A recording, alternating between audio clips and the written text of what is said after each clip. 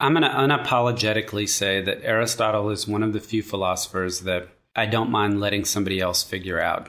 I would almost rather read a summary than read Aristotle himself. And it's not that it's tremendously complicated language like Kant or anything like that. It's just freaking hard to read. It's hard to piece everything together sometimes. And then sometimes you just sort of zone out. It's like the catalog of ships. It's a combination of like Homer and Kant. And just like sometimes you're like, what the hell is going on right now?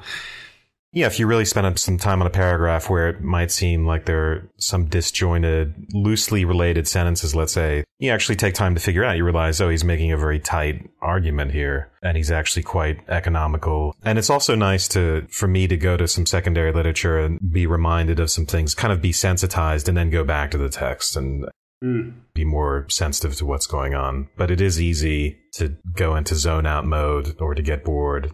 I think the Politics is a good example of the way in which boring is a perfectly fine word, is he's just so analytical. He spends a lot of time breaking things down into pieces and parts and almost describing it. And if you want to get even more of a taste of that kind of thing, just go read some of his biological works.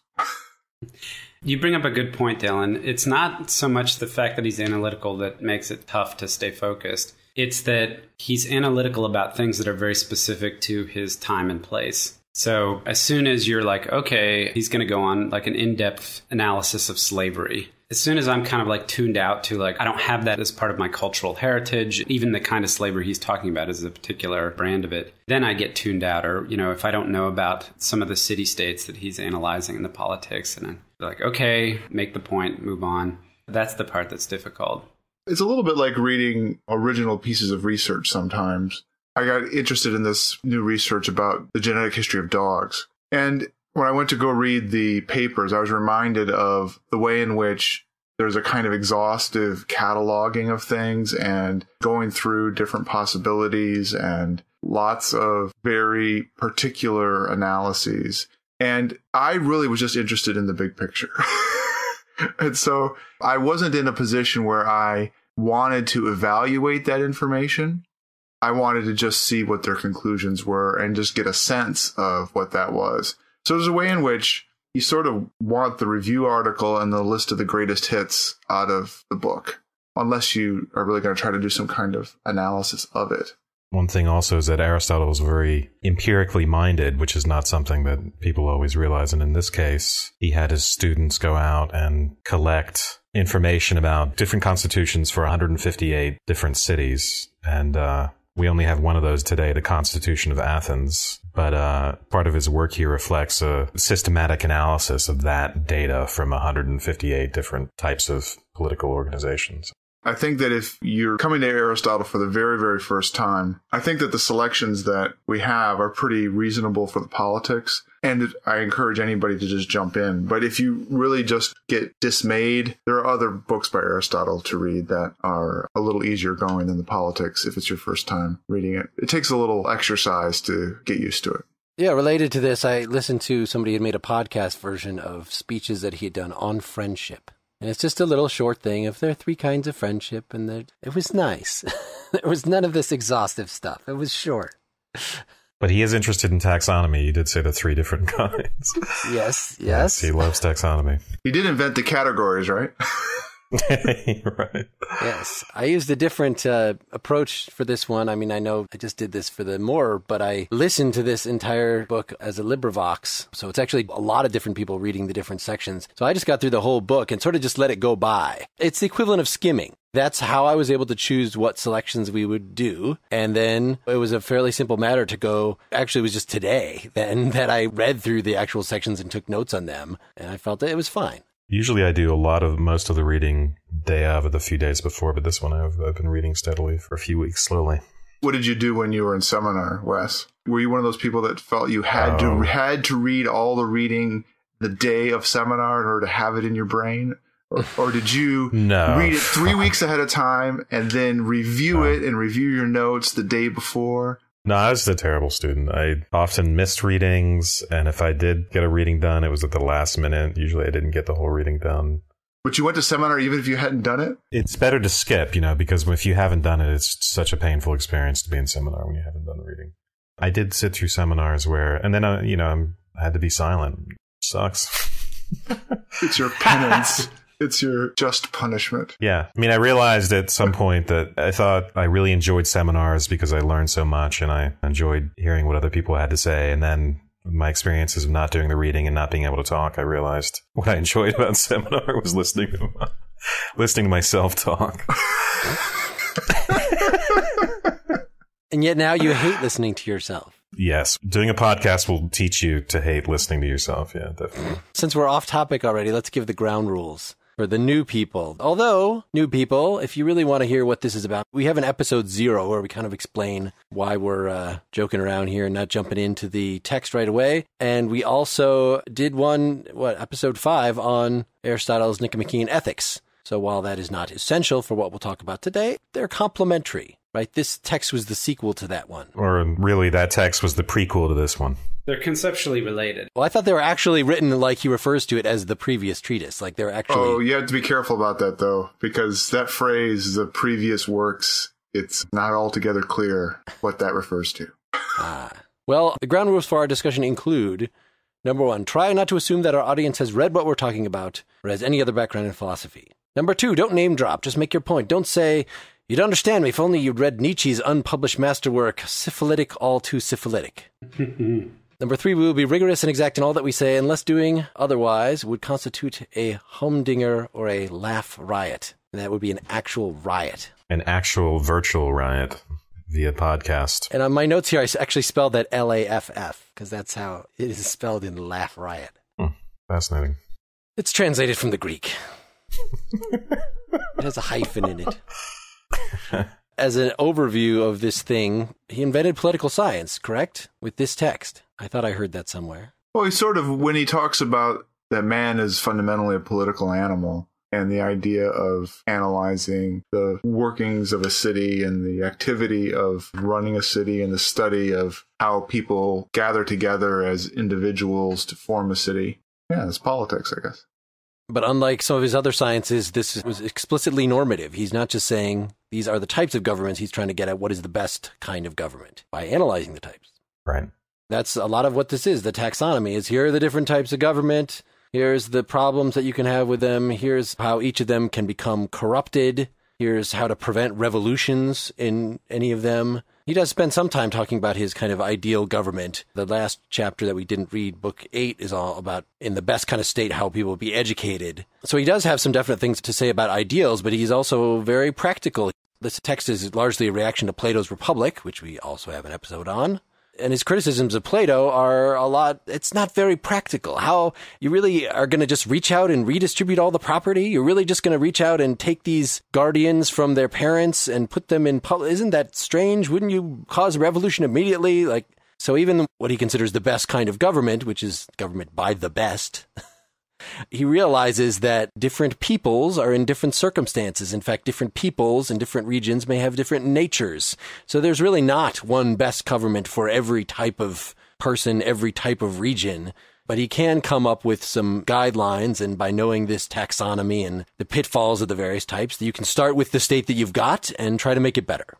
Yeah, although there is this ideal state that he describes in the last 2 books, there is one ideal state for good human beings, or for human beings who are perfected. So it's impractical in a way, but it's a sort of ideal limit.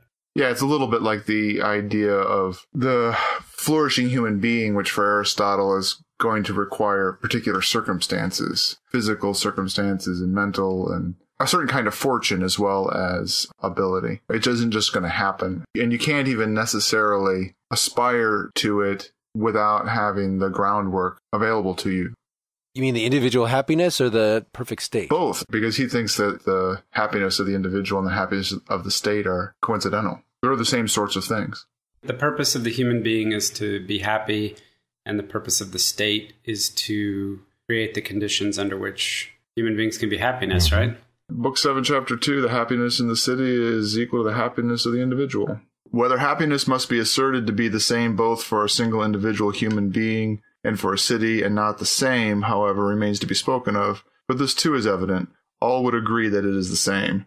For those who ascribe living well to the wealth in the case of a single person also call the city as a whole blessed if it is wealthy, Those who honor the tyrannical way of life above all would also assert that the city is happiest which rules the greatest number of persons, so forth. And if anyone accepts that the individual is happy on account of virtue, he will also assert that the more excellent city is the one that is happier. Yeah, when we say happiness and we're translating eudaimonia, or flourishing, we're translating, eudaimonia. Think of well-functioning. Ultimately, what we think of as happiness, the subjective state, will accompany that, all things being equal. But eudaimonia is actually something broader. The good functioning of an individual, which can happen over a long period of time in a way that you wouldn't think of a subjective state as. If someone said they were happy, if for the last 10 years I've been happy, you wouldn't think that for the last 10 years they've had nothing but highs. Their happiness is not simply that subjective state, but you could think, yes, they've been functioning well, they've been flourishing, they've been good and achieving good things. That's good to keep in mind for Aristotle in general, that he's constantly focused on the notion of what the activity of the entity or the thing or the person or the city is. Yeah, he's going to say in the first two chapters of Book 1, he's going to argue for the city being natural. And when we think of nature in Aristotle, so for instance, the acorn naturally grows into the oak tree, as opposed to a table which is made by artifice. That would be the opposition. And the fact that a given acorn might not grow into an oak tree does not mean that acorns don't naturally grow into oak trees. Right. It has the potential, and there's this innate tendency. The innate tendency can be thwarted, but there's an innate ruling principle which sort of pushes it towards perfection. He uses this word perfection, which is related to telos, or the end. The perfection is just reaching the end, which is the good of the organism in this case. So the good of the acorn is its development into its end of being a fully developed oak tree. So the idea here is that when he's arguing for a state being natural as opposed to artificial, that's a significant claim, because later on he'll talk about the role of the statesman in crafting or creating the city. So it might seem that the city is in fact the product of human artifice. So it is an interesting and not uncontroversial claim to say the city is actually something natural. Two formulations of that. One is this man is a rational animal. So I've got a quote here. This is from Book 3, Chapter 6. Man is an animal naturally formed for society, and therefore, when he does not want any foreign assistance, he will of his own accord desire to live with others. So there's just a motivational thing. But then he also says from Book 1, Chapter 2, every city must be allowed to be the work of nature if we admit that the original society between male and female is. For to this, as their end, all subordinate societies tend, and the end of everything is the nature of it. So that's part of a little longer section where he's talking about, and it sounds very much like what I remember from Rousseau here. One of the theories of society that he puts forward is it's just a form of the family. And so just like other people have argued, Aristotle says that just like the father is the natural leader of the family, so their monarchy is the natural form. And he doesn't agree with that, but he does think that it grows directly out of the fact that we've got the sex drive, and that leads to the family structure, and then the family is next as a genetic account that does explain. So you might say the efficient cause of society is the family, or the growth of the family beyond a core to an extended family. Yeah, I think the efficient cause will ultimately end up being the statesman for the state itself. But here, he's making an argument for the naturalness of the state by looking at this natural development. Again, it's kind of analogous to the development of an organism. And he wants to show that there's a development out of these natural things. And so the first natural thing is this codependency between husband and wife, or master and slave. And we might ask ourselves, well, what makes that inherently natural? Well, I think it's the necessity. In other words, because husband and wife depend upon each other for their existence, they can't exist without each other. And that necessity makes the union itself a natural thing. They would perish without it. Therefore, it's natural. Then you get the building of households out of this mutual need, the building of families. Quick clarification question on that. Would they perish without each other, or would the human race perish? Sorry, you're right. It's two different things. In the husband and wife case, he emphasizes reproduction, right? So you're right. It would be the species that would perish. And then in the master-slave, it's actually the individuals who depend on each other. I think he sees the husband-wife dynamic as similar to the master-slave, but with also the added consequence to the human race. Well, we brought it up. Let's deal with the slavery thing, since it's right here in the first couple chapters. That's because I've tweeted about it like 5 times already. Oh, have you? Yeah, I just find it amusing. I'm sorry. Right. Well, that's the big hole, the obvious hole in the theory, or the thing that you have to deal with to decide whether you're just going to throw them away or not. We already talked about this in terms of the ethics, that ethics is not for everybody. The perfections, virtue is just, some people are just not suited to pursue virtue at all. Well, this thing about slavery is the extreme end of that same doctrine, that there are some people that are just naturally slaves. We didn't read the part where he gives an extended argument. He considers the question of whether people are natural slaves, and it has to do with the possibility of someone being naturally servile. And it's complicated for him. And I think it's, depending on how you read it, you can come up with a conclusion whether he thinks that, that such a person exists but is really, really rare, or that it's conceivable in concept but not actually. We can at least say that he does acknowledge he's not just affirming the status quo here. Just because you conquer somebody in war, for instance, and take them as slaves doesn't make them natural slaves.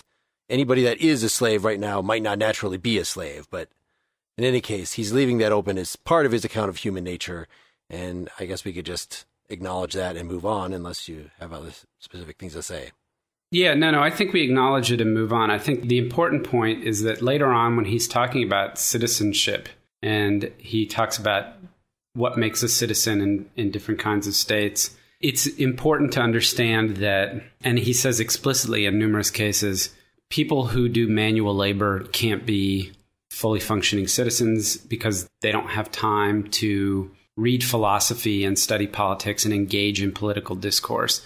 That there's this substrata, if you will, of society that's required to support the people who can be citizens and who can participate. And so it's not so much about what his particular view of human nature and natural slavery is, so much as Aristotle's view, as expressed in the Politics, requires slavery. The way he lays it out, it requires that there is slavery in the society. It requires that there are women who stay at home and do womanly work. So the hard part is trying to extricate the generalizable views from the fact that all of these things are required in his structure. And there's the interesting background question, which we have to ask ourselves today, of whether we can have the kind of society that we have and live the kinds of, for people who are middle class or upper middle class in the United States, to live that kind of lifestyle without depending on what is essentially slave labor elsewhere, right? So most of us can't avoid or don't buying clothes which have been made by people earning a very small wage and living in very poor conditions.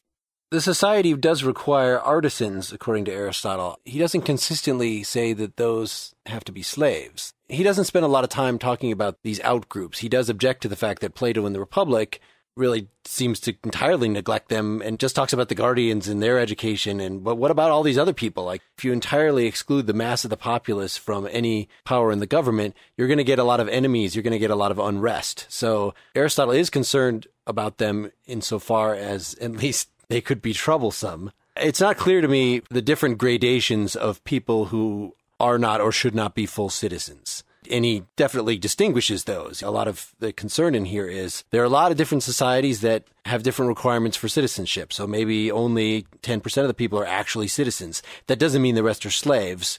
Right. In fact, Aristotle wrote this at a time when he was a resident alien in Athens. Yeah. He was not a citizen of Athens. I'm brought back to the beginning where we're talking about the analytical taxonomic turn of Aristotle, is that you have to be very careful about when he goes through and entertains one side of a discussion and then he goes and takes another side of the discussion. And it can often be very difficult to figure out what exactly he might advocate himself as opposed to take apart. So, for instance, he'll talk about oligarchies and tyrannies and democracies, and he will classify the kinds of justice in those cases. And you have to be careful not to understand that as him saying, well, justice is whatever he says it is in the case of the oligarchy. He is articulating the way justice is being decided in those circumstances. And it's a slightly different case about what he would consider to be the best of all regimes and the circumstances in which you could have the best of all regimes, which is, again, not all circumstances. Right. Overall, an oligarchy is one of the perverted regimes. It's not for the sake of the citizens of that regime. So it's not one of the best forms of government. But once you take that form and you analyze it, you can establish what the good for that form is, right? You can analyze its end. You can analyze its appropriate structure and so on and so forth, which is what he does. But maybe can we return to the argument in chapter 2? Because that's where we touched on slavery, which really the point of his brief mention in there of slavery is that it's an example of one of these mutually dependent unions, which are therefore natural. And then we get the village, and then we get the polis or the state. And that's built up out of these natural associations. And that's also not just built up out of those natural associations, but it's their end. So the state is actually the end or the thing towards which these other associations tend. And that's why the state is also natural, because the end of the thing is its nature. Right. Just to clarify for folks, so it's like their target, not their end, like that's where they cease, but it's what they're aiming at. Yeah. Right. To be a little more particular, in Book 1, Chapter 2, in moving from the household and the villages, he says in Part 8, says the partnership arising from the union of several villages that is complete as the city. It reaches a level of self-sufficiency, so to speak, and while coming into being for the sake of living, it exists for the sake of living well. Every city, therefore, exists by nature, if such also are the first partnerships. The city is their end, and nature is an end. What each thing is, for example, a human being, a horse, or a household, when its coming into being is complete is, we assert, the nature of that thing. Again, that for the sake of which a thing exists, or the end, is what is best, and self-sufficiency is an end and what is best. So in the case of the city, this self-sufficiency and its end is living well for the sake of the constituents of the city. Yeah, so there he's saying, if you objected and you said, well, why is the polis or the state the end or the target of all these more basic natural human associations? And you would say, well, it's the one that allows for self-sufficiency. In fact, later we'll get more of that. We can't be self-sufficient without the state. So that's a reason for saying that it's the good of and therefore the end. And the reason that we have cities in a way that other animals don't is because of speech. And because of speech, we are able to have discussions of the just and the unjust. That's another argument for the idea that humans are political by nature. It's the next paragraph. Yeah. The first argument that human beings are political by nature, or at least it's the implication, it's unclear, is that because the polis is a natural thing, humans are political by nature. And then we also get this argue that it's not just that they have that speech, but that speech is inherently normative. The speech allows us to communicate about concepts like justice. Yeah, it reveals the advantageous and the harmful. And because there's nothing in vain in nature, there has to be a reason for that. And that's our political nature is the reason for us having speech. Yeah, and we can even pedal it back from something as inflammatory as justice and injustice, but just advantage and harm. Speech serves to reveal the advantageous and the harmful, and hence also the just and the unjust. Okay. So the just and the unjust are subsets of the advantageous and the harmful. Everything just should be advantageous, but not everything advantageous is necessarily just. Right. Okay. So he probably would have read a whole chapter on whether that's true or not. The other thing we get in this chapter is this idea that the city-state is prior to individuals. What do you mean, prior? I think it's related to this argument about self-sufficiency. So the proof that the state is prior to the individual is that the individual, when isolated, is not self-sufficing, and therefore he is like a part in relation to the whole. But he who's unable to live in a society, or who has no need because he is sufficient for himself, must be either a beast or a god. He is no part of a state. And then we get this idea of the social instinct is implanted in all men by nature. You're saying the God thing is mentioned in chapter 2 as well? Yeah, book 1, chapter 2 is where he mentions the beast or God thing. Yeah, in my translation, it's the second to last paragraph of chapter 2, book 1.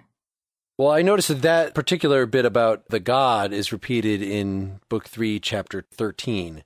At that point, he's kind of giving advice on statecraft, and he's saying to have a stable society, you need a community of equals. And so if you have somebody who is too virtuous, who is too awesome, who is a god among men, oh, right, then you need to exile them. That's at least one of the ways you can deal with them. That's one of the ways that historical Greek societies had dealt with them.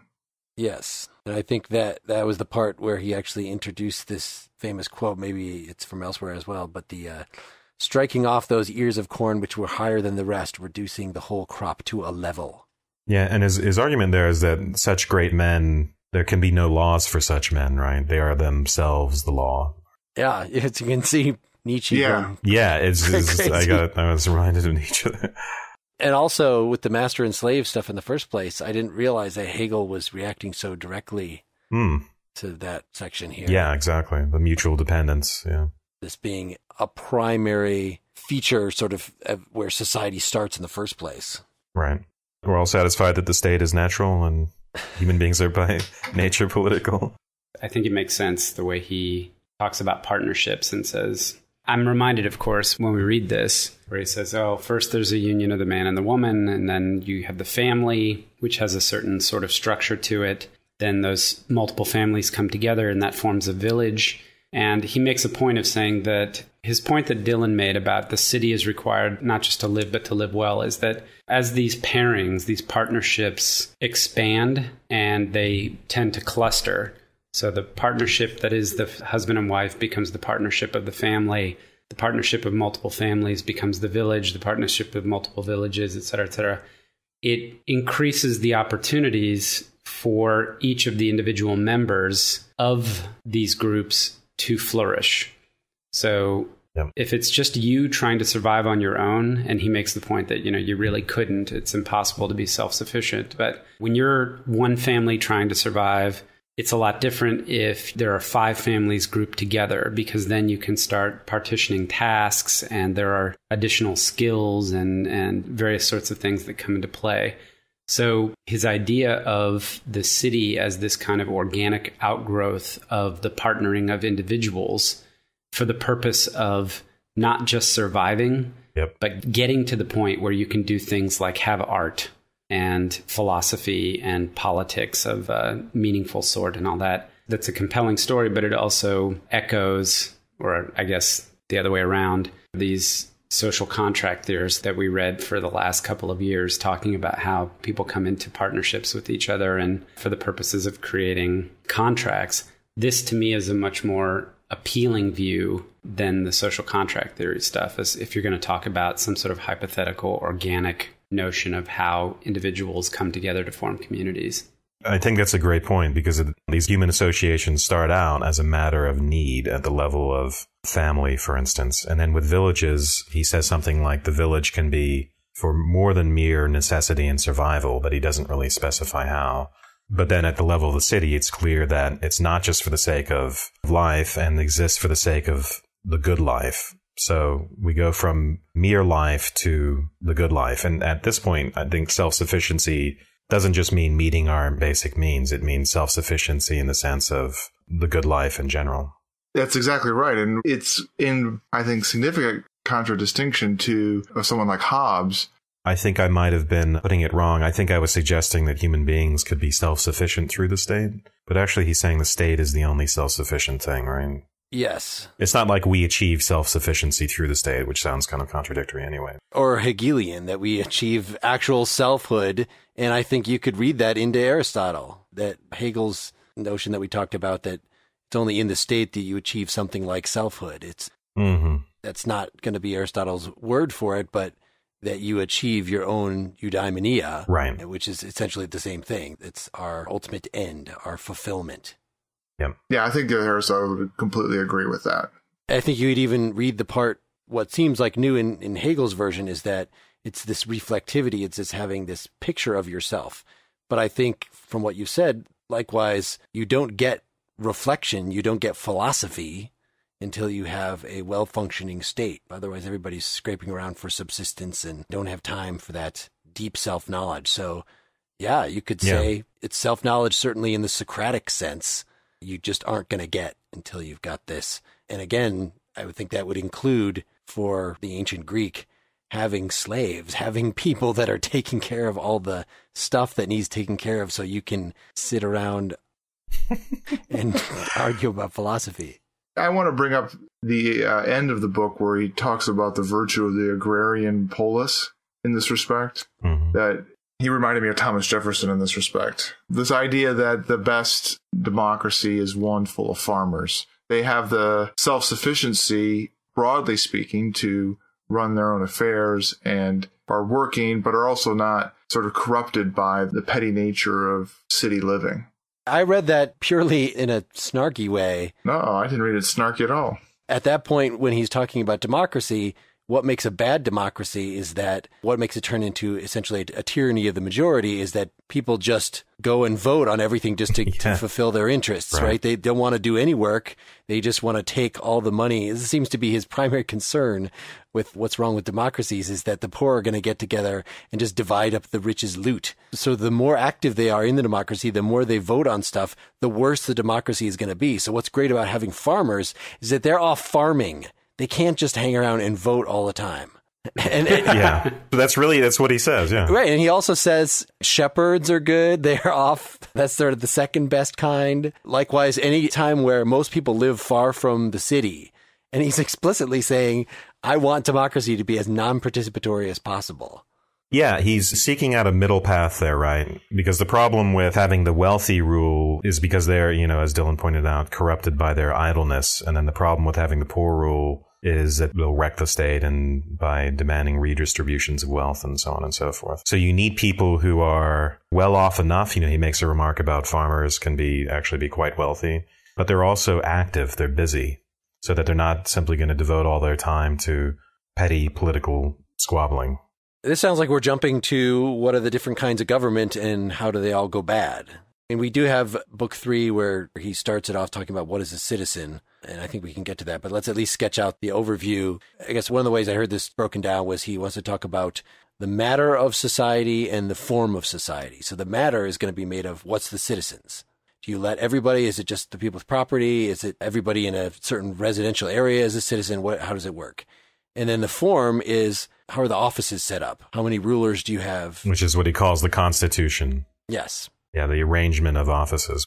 So we got the 6 kinds of government. The good kinds are monarchy, aristocracy, and the state, I believe he just calls it. Well, in different translations, sometimes it's called a constitution or a... Sorry, Dylan, what is it in your translation? Polis. No, the polis is just the state in general. That's what he just said. Exactly. Oh, he does. He reverts to polis for that. Okay. Right. Maybe he doesn't feel the need to give that a name because it's entirely rare, because all of these inevitably seem to fall to their bad versions. So the bad version of the monarchy is the tyranny, right? So even if you have a good monarch, if he passes on power to his son, it's probably going to turn out to be a tyranny. Like you're not going to keep a good monarchy going.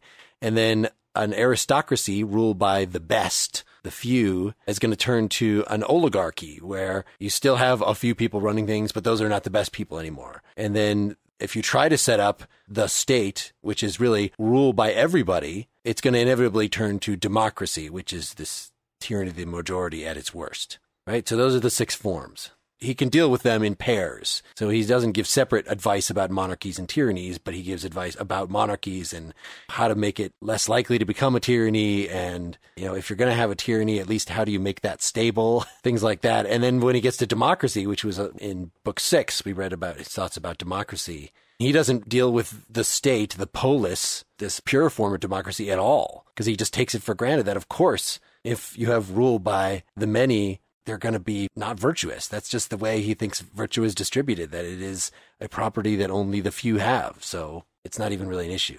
Although there is the possibility that you take the sum of the virtue of many people, right, and you have more virtue there than those of the few are more virtuous, right? There's an argument to be made that the many will make better decisions, for instance, than the few. He uses the same thing for saying why an oligarchy is in general better than a single ruler system. Just one person is not going to be able to be objective at all times, is not going to be able to judge things well in their own instance, for instance. It's going to be driven to anger in some cases. But if you have a number of people, then they're going to have a moderating influence on each other.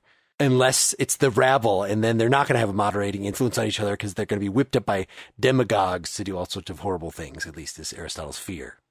Right. When he gives his ordering of the ranking of the regimes from best to worst, right, monarchy comes out on top.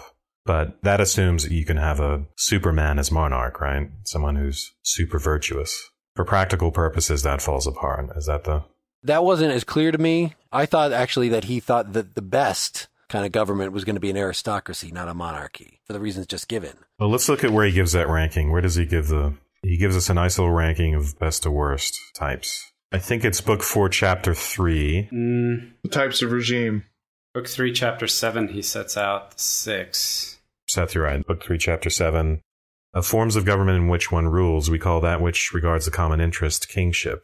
That in which more than one, but not many rule, aristocracy. And when the multitude governs with a view to the common advantage, it's called by the term common to all regimes polity. That's not saying monarchy is better than aristocracy there. That's just laying them out. Yeah, and then what the deviations are. He give that ranking, though. I thought he just gives them in order. No, I thought he ranked them from best to worst at some point. Oh. Yeah, he does. Seth, do you know where he does this? I'm not crazy. You. Hold on a second. All right, so here the main question of the book is what's the best form of government? And we interpreted that fundamental thing differently. This is 1289, A38. The order is monarchy, aristocracy, polity, democracy, oligarchy, then tyranny. Monarchy, aristocracy, and polity are your 3 forms of good because they're all rule for the common good. Rule of one man, rule of few, rule of many for the common good. And the flawed forms are tyranny, oligarchy, and democracy. The difference between monarchy and tyranny is whether or not the ruler is ruling in his own interest or for the common good. Common good here being the common good of the citizens, those who are participating in the political and social life in the appropriate way, which could mean that it's not for the common good of everybody. Yeah, the 3 perversions are not for the common good, right? No, because they're acting in their own interest. Yeah, but the 3 true forms, the king, the monarchy, in my translation is called kingly rule, but monarchy, aristocracy, and then the polis, or the constitutional government, at least in principle, those can all be for the common good. I mean, basically what he's saying is, if your rulers, whether it's one or many, rule in self-interest, you have a bad state. If they act in the interest of the common good, then you're going to have a good state. And that's nicely coincident with his notion of the natural end of a city, right? So you are contributing to the natural progression of the city, that it is for the good of its constituents by ruling it that way. And if you rule a city for your own good, you are essentially going contrary to nature. You're doing something against the natural order of the city. You're subverting the natural flourishing of the city. Right. And I think he also echoes Plato's language in that whole discussion in the Republic of is being a ruler like being a doctor, where the main purpose is to take care of your patients and it only incidentally helps you because you get paid for it? Or is it like being a shepherd where your main purpose is to help you because you're going to eat the sheep and only incidentally are you taking care of the sheep in the meantime? All right, so we got the types out there. Maybe we should talk more about what is a citizen. So yeah, what do we have? We have the state is natural. We have the different types. The citizen discussion is kind of what? Not everyone is a citizen, and what makes a good citizen will depend on the type of state, right? Well, what is a citizen? Let's say that. Well, he says in chapter 1, the citizen in an unqualified sense is defined by no other thing so much as by sharing in decision in office. So they're a decision sharer, an office sharer. Then he has what I think of as sort of a practical definition at the beginning of chapter 2. A citizen is defined as a person from parents who are both citizens and not just one, whether the mother or the father, and some go even further back. So here he's just sort of saying, well, this is what cities generally define their citizens as. They define it by heredity as opposed to by function. Yeah, he'll reject that, right? Yes, he'll reject that as the proper definition of citizens. I have a quote here at Book 3, Chapter 1. So that we must consider whom we ought to call citizens and who is one, for this is often doubtful. For everyone will not allow that this character is applicable to the same person. For the man who would be a citizen in a republic would very often not be one in an oligarchy. Okay, and then here's his view. We do not include in this inquiry many of those who acquire this appellation out of the ordinary way, as honorary persons, for instance, but those only who have a natural right to it. So this is again going back to the issue of natural slaves. Why does it go back to that? Because those people do not have a natural right to being a citizen.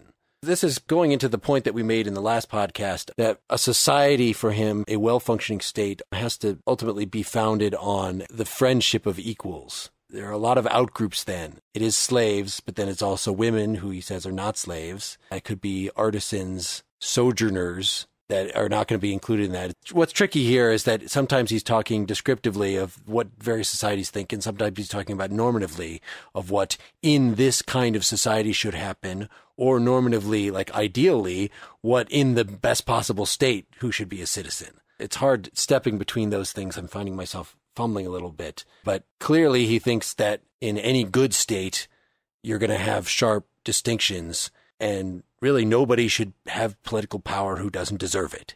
And the problem with that is just that how do we actually determine that, and how do we enforce that in particular situations? Which is to say that they have to have the ability to take part in judicial administration, basically. The idea is that the slave or whoever is not a citizen just doesn't have that ability to engage in the judicial administration of the state. Yeah. Being a citizen means that you can share in making decisions and in offices. And if you can't do that, you aren't a citizen. To take an uncontroversial case, so an infant is not a full-fledged citizen in that sense.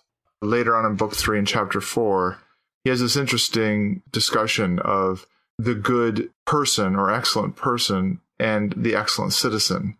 Essentially, the excellent citizen is not necessarily the same as the excellent person. And there's a kind of underlying thread through here of the notion of people who try to make themselves as excellent as they can and become kind of monk-like and separate themselves off from the city. And you might even read into it a kind of criticism of a certain kind of philosophy or a certain kind of philosopher in there, one who is completely disengaged from the activity of others as being maybe an excellent human being, but certainly not an excellent citizen. And maybe for Aristotle, an open question of whether they are actually an excellent human being. In the ideal state, those two things do coincide. But in this case, he points out as part of his argument is that different types of government will have different types of citizens with a different good. And so, the good of human beings is one thing, but you can have different goods for different types of citizens in different states. And so clearly they don't simply coincide. Right. It's not even just citizens. It's the non-citizens as well. They're still going to have a telos that they should, right? The efficient slave is going to be very good at his slave work. That is his fulfillment.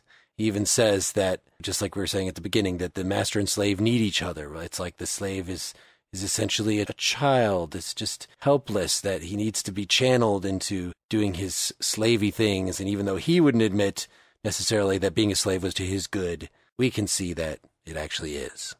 I don't want to be an apologist for Aristotle in this respect, because I think that he is wrong probably in the end about it. But I think that it's a kind of potshotting about it that involves us not being able to be on the same page to talk about slavery. And at every moment, we're coming up with examples of things that we haven't even read about it. And maybe the fact is we just should have read those things to use those as examples. All right. So I realize that I can't seem to stop picking at this particular scab. And just as a way of addressing it and putting it aside, I don't think that the point I'm trying to make actually relies on any of the details that he has for whether people are naturally slaves or what kind of slavery is okay or what are the conditions for somebody to be a slave. None of that matters, because the point is that he's just playing a fundamentally different kind of game in determining what's the best kind of government than we would be in doing this now. Because we would be concerned with how people in a given geographic region could get along. Whereas he acts like maybe it's just because the city-state is so small that he can pick and choose who's going to be in the state and who's not. That's the xenophobic fear in this country that says, if we could just get rid of all of the immigrants or something and make it just this community, that's actually a very Aristotelian kind of take.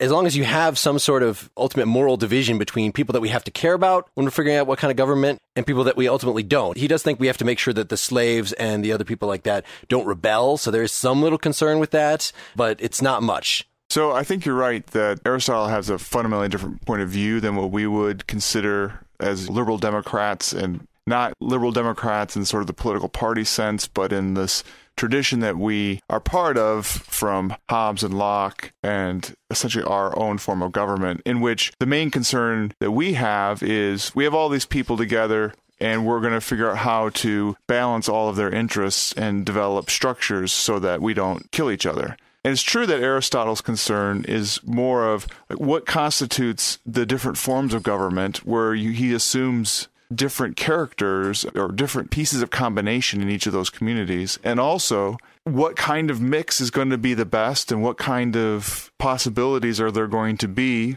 given constitutions of certain sorts. And this is right in line with his whole notion of different people have different virtues and excellences based upon their constitutions.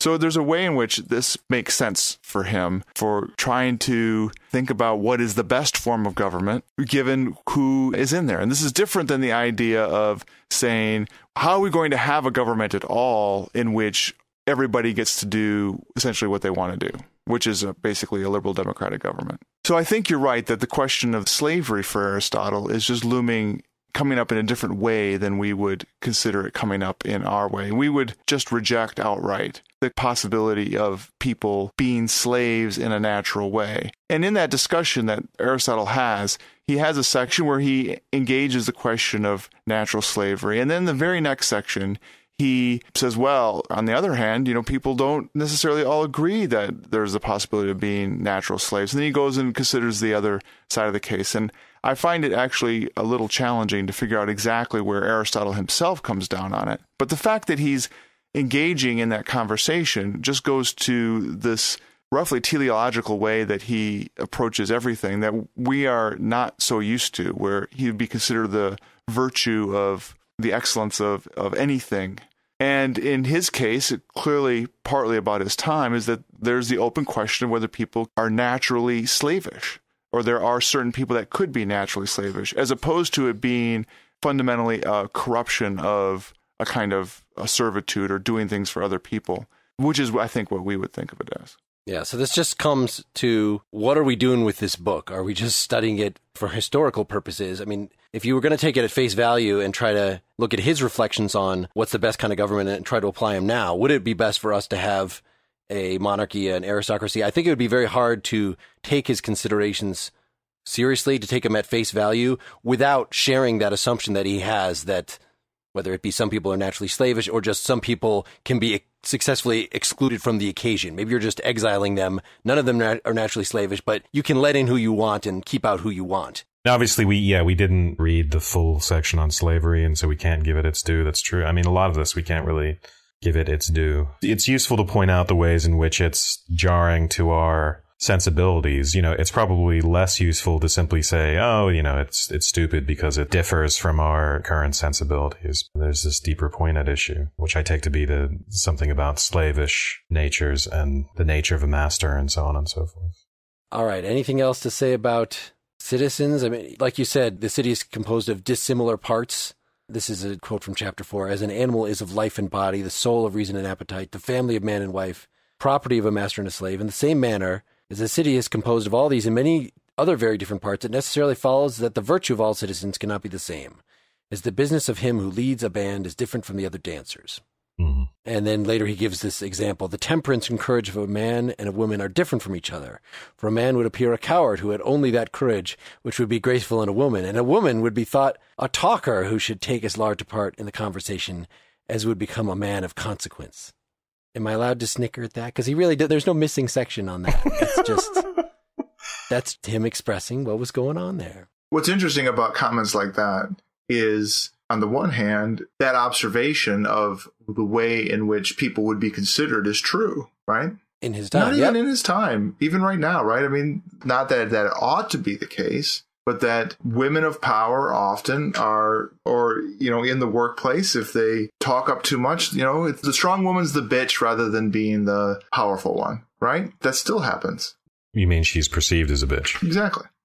The point of this somewhat is frustration with the issue that MacIntyre in our last discussion was dealing with in Aristotle, that Aristotle is coming from, even though he's a lot more pluralistic in this book than I would have thought from reading MacIntyre, maybe, like he's considering all these different types, and he really actually seems to be pretty open-minded and not only just considering a lot of different views, but not categorically dismissing a lot of different views, that there really might be multiple pretty good kinds of government and multiple customs that are perfectly workable.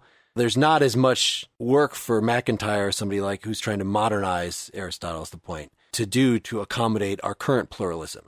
But on the other hand, The frustration that we had with McIntyre last time was what is objectively right for someone in this circumstance is to somehow follow the dictates of their culture. And that's hard for us to take in the same way that any cultural relativism is hard for us to take, because then we consider this guy back then talking about slaves or women, and we just don't want to say, well, that was right for him. That was objectively right for the citizen in this land to act like that and to call a woman who acts too manly a nasty name. That was great that they did that. But from our, in our time, it's just there's something psychologically untenable about cultural relativism of that sort, and it's hard to avoid.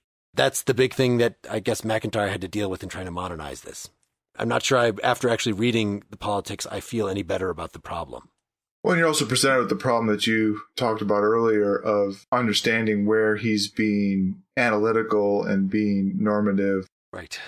Going back to the citizen, it's clear that he has the notion of a citizen as being someone who can participate in office and participate in decision making, which is something I think that clashes a bit with the way we implement our democratic republic, in that by birth, anybody's a citizen and has rights to decision making in the sense of voting. He would clearly reject that. Yep. Yeah, it's book 3, chapter 5, where he's excluding certain people from being citizens, right? Even those who are necessary to the existence of the state. Children are not citizens equally with the grown-up men who are citizens, absolutely. Yeah, and where he says things like, it is impossible to preserve the things of virtue when one lives the life of a vulgar person or a laborer. So this goes to what Mark was saying earlier about how he understood the later stuff about farming and shepherding as being snickering on his part, that, well, let's figure out a way, these are hardly as good as they ought to be. But here in chapter 5, he's clear that a citizen has to have a kind of leisure in order to do the decision-making that's necessary. One of the key things we take from book 3 is his conclusion that governments which have a regard to the common interest are constituted in accordance with strict principles of justice and are therefore true forms. Those which regard only the interests of rulers are defective and perverted forms, so they are despotic, whereas a state is a community of freemen. I think we could move from the question of the citizen to... Well, chapter 10 on the supreme power.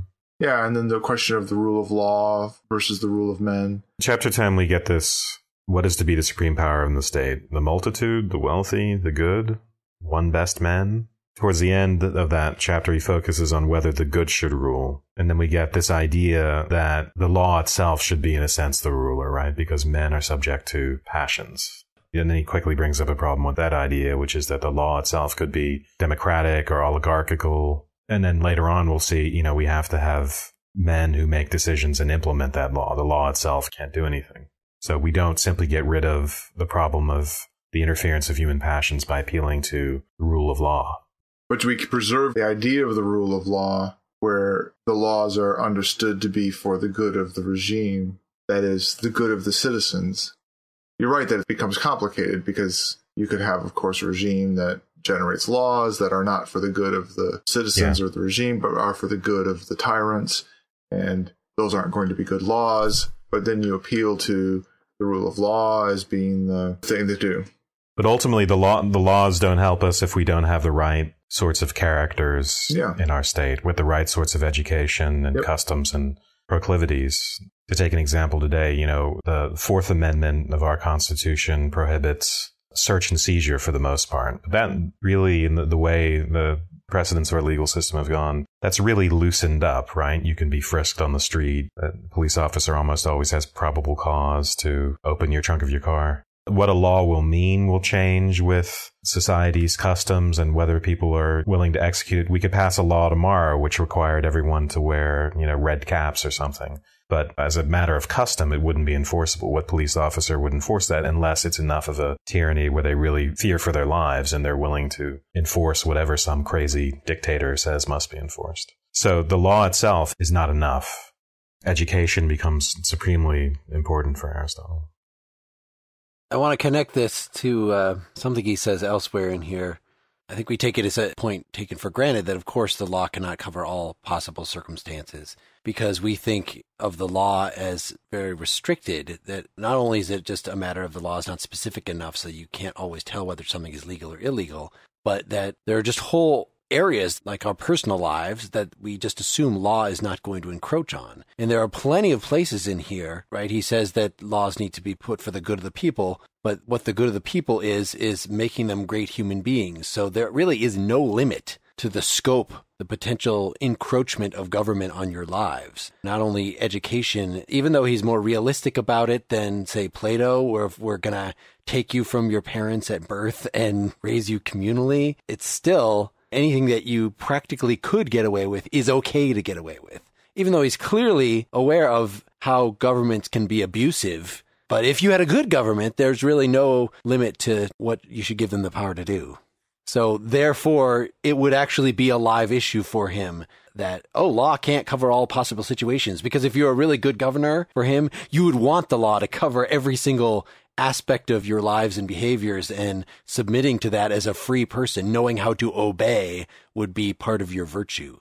I'm not sure how comprehensive he wants the laws to be, because he repeatedly emphasizes this role of human interpreters, judges. So for instance, in chapter 15 and 1286a, we get talk of, so hence it is clear that a government acting according to written laws is plainly not the best. Yet surely the ruler cannot dispense with the general principle which exists in law, and that is a better ruler which is free from passion than that in which it is innate. Whereas the law is passionless, passion must always be at the heart of man. Yes, it may be replied, but then on the other hand, an individual will be better able to deliberate in particular circumstances.